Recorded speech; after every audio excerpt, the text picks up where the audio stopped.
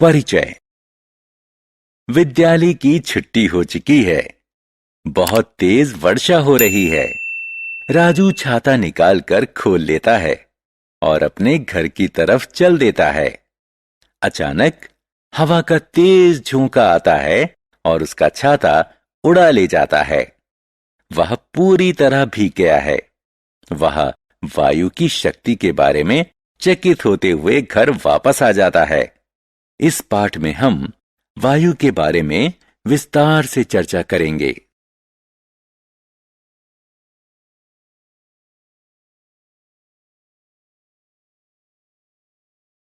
उद्देश्य।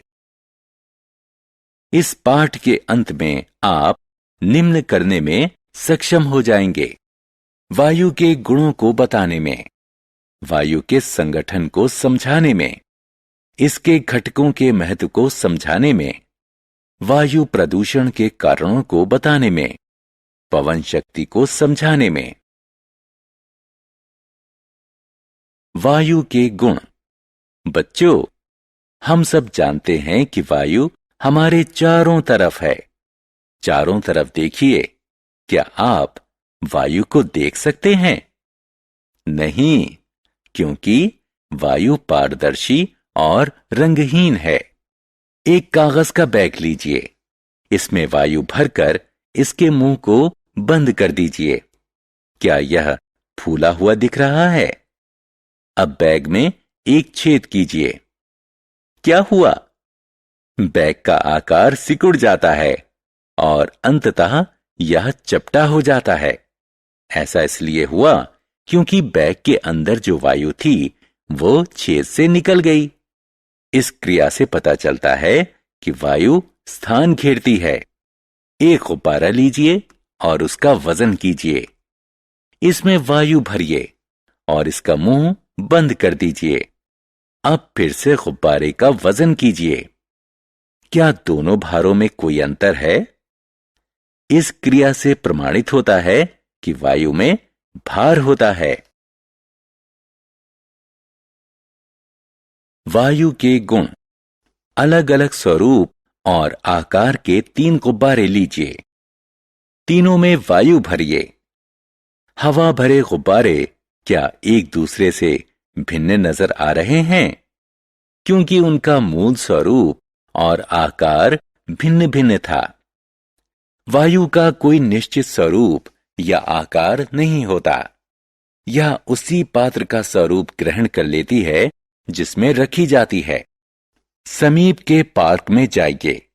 एक सीधी रेखा में दौड़ना शुरू कर दीजिए। अपने शरीर पर एक रुमाल बांध लीजिए और दौड़ना जारी रखिए। क्या रुमाल नीचे गिरता है? नहीं, यह नहीं गिरता। आसपास की वायु रुमाल पर दबाव डालती है और आपके शरीर से चिपकाए रहती है। यह गतिविधि प्रमाणित करती है कि वायु दबाव आरोपित करती है। पृथ्वी के चारों तरफ की वायु को वायुमंडल कहते हैं। वायुमंडल द्वारा डाले जाने वाले दबाव को वायुमंडलीय दबाव कहते हैं। अधिक ऊंचाई पर वायु का घनत्व कम हो जाता है, इसलिए ऊंचाई बढ़ने के साथ ही वायुमंडलीय दबाव कम होता जाता है।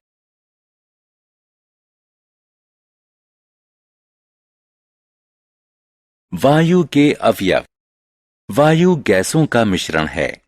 हवा में मुख्यतः 3 गैसें उपस्थित होती हैं: नाइट्रोजन N2, ऑक्सीजन O2 और कार्बन डाइऑक्साइड CO2।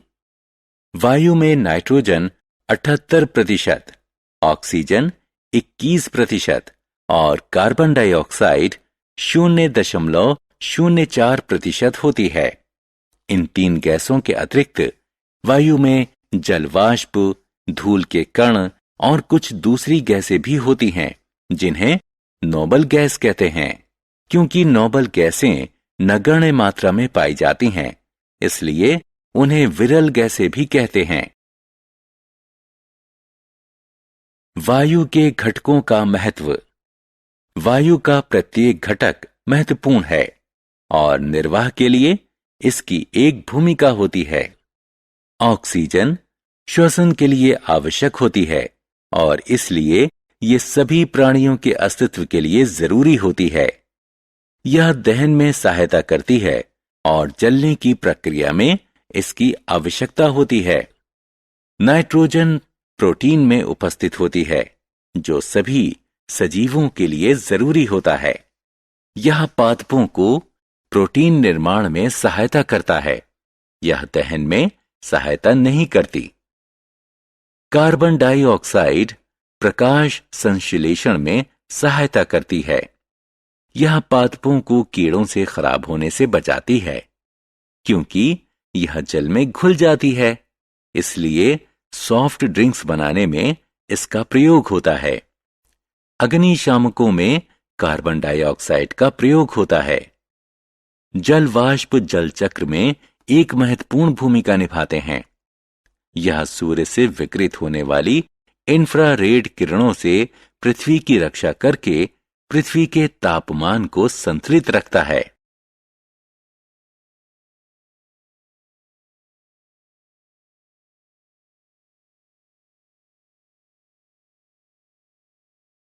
मृदा और जल में वायु। एक मिट्टी में थोड़ी मृदा लीजिए और इसमें धीरे धीरे जल मिलाइए। क्या आप मृदा में बनते बुलबुले देख रहे हैं? बुलबुले बनने का क्या कारण है? मृदा के कणों के बीच वायु रहती है। जब जल को मृदा में मिलाते हैं तो वायु जल का स्थान लेती है, जिसके परिणाम स्वरूप बुलबुले बनते हैं। मृदा में उपस्थित वायु पादपों के विकास को बढ़ावा देती है। वायु जल में भी उपस्थित रहती है। यह मछली और दूसरे जल में रहने वाले प्राणियों के निर्वहन में सहायता करती है।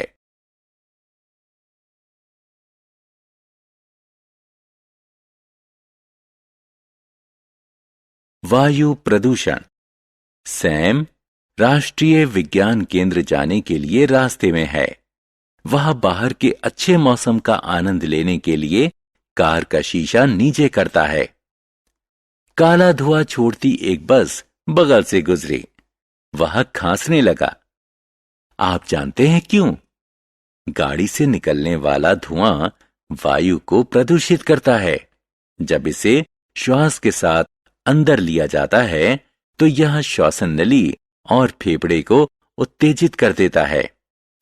कारखानों से निकलने वाले हानिकारक रसायन भी वायु को प्रदूषित करते हैं। पेंट, वार्निश और स्प्रे में ऐसे रसायन होते हैं जिनसे वायु प्रदूषित होती है। जहां कूड़ा करकट दबाया जाता है उस पटाव से हानिकारक गैसें निकलती हैं जो वायु को प्रदूषित करती हैं।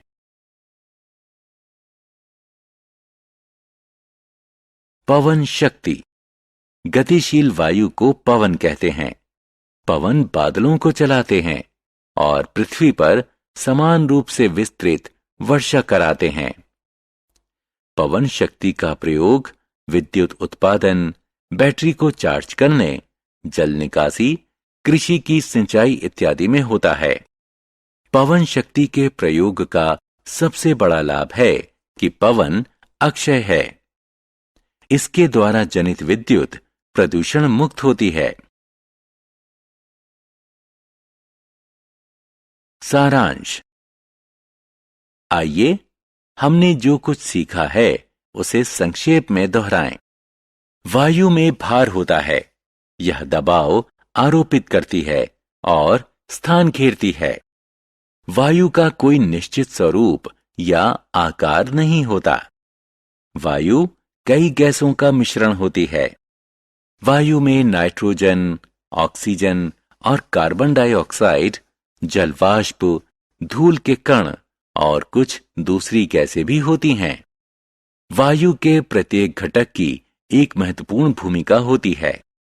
गाड़ियों से निकलने वाला धुआं कारखाने, पटाव, पेंट, वार्निश और स्प्रे वायु को प्रदूषित करते हैं। पवन शक्ति का प्रयोग विद्युत उत्पादन, बैटरी को चार्ज करने, जल निकासी, कृषि की सिंचाई इत्यादि में होता है। पवन ऊर्जा प्रदूषण मुक्त होती है।